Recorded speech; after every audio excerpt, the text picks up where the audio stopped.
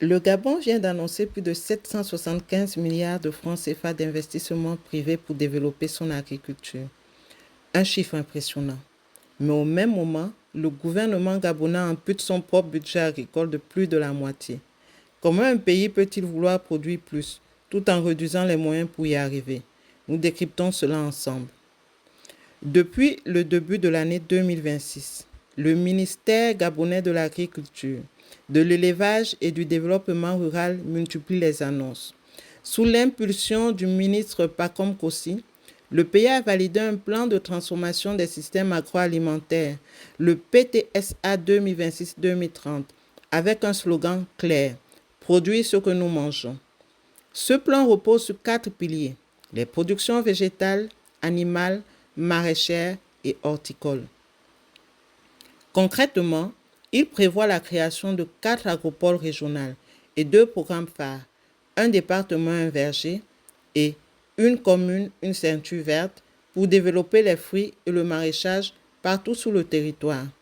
Cette feuille de route a été renforcée les 11 et 12 juillet 2026 lors de la retraite stratégique à Libreville baptisée CAP 2030, réunissant tous les responsables du ministère autour d'engagements chiffrés. Sur le plan financier, le Gabon a multiplié les accords avec des investisseurs internationaux. Le 4 mai 2026, 5 conventions ont été signées avec des partenaires turcs, chinois et gabonais pour un montant total de plus de 775 milliards de francs CFA, entièrement financés par le secteur privé pour développer la filière avicole nationale. Parmi ces accords, un mémorandum d'entente de 500 millions de dollars avec la société Hong Kong Groove Metal Limited pour créer un parc agro-industriel international, et une convention de 10 milliards de francs CFA avec le groupe gabonais NJS pour une ferme intégrée OIM d'une capacité de 10 000 tonnes par an. L'objectif affiché est clair: porter la production nationale de poulet à plus de 125 000 tonnes par an et supprimer les importations de poulet de chair dès 2027. Au 15 mai 2026, 10 projets étaient déjà lancés avec 5 partenaires stratégiques. Mais voici où l'histoire se complique. Le projet de loi de finances rectificative, le PLFR 2026, actuellement examiné par l'Assemblée nationale gabonaise, réduit de 72,4 milliards de francs CFA les dépenses du volet agriculture, élevage et pêche, soit une baisse de 53% par rapport à la dotation initiale. C'est l'une des coupes les plus sévères de tout le budget rectificatif. Un secteur qui pourtant emploie une part importante de la population active en dehors des grandes villes et qui conditionne directement la capacité du pays à se nourrir lui-même. À sa décharge, ce collectif budgétaire s'inscrit dans un resserrement plus large des comptes publics. Si le PLFR est voté, le budget global de l'État reculerait de 862,9 milliards de francs CFA dans un contexte de discussion en cours avec le Fonds monétaire international. Et c'est là que la contradiction devient presque symbolique.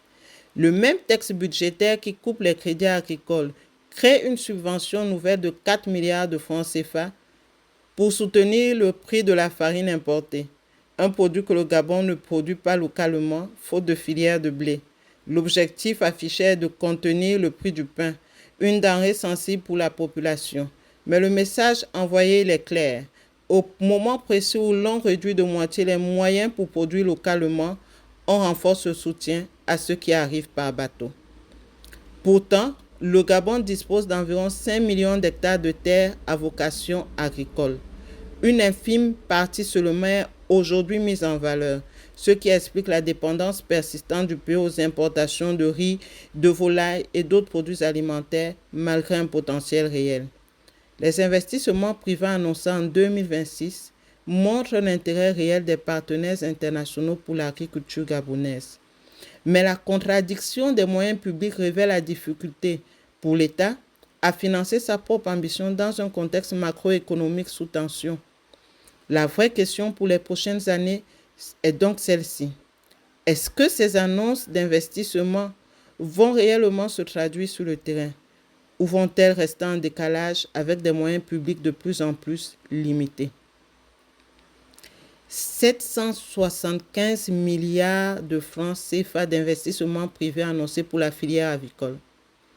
L'objectif est de produire 125 000 tonnes de poulet par an. Fin des importations dès 2027. Coupe de 72,4 milliards de francs CFA, soit 53% sur le budget public agricole 2026. Nouvelle subvention de 4 milliards de francs CFA sur la farine importée. 5 millions d'hectares agricoles disponibles, largement sous-exploités. Alors, ambition sincère freinée par la conjoncture ou promesses qui ne survivent pas à la première contrainte budgétaire? Dites-nous en commentaire ce que vous en pensez et dites-nous si votre pays vit une contradiction similaire entre grande annonce agricole et réalité budgétaire. Abonnez-vous à Scène Agricole pour ne pas rater l'actualité agricole du continent. Et à très vite pour un prochain décryptage.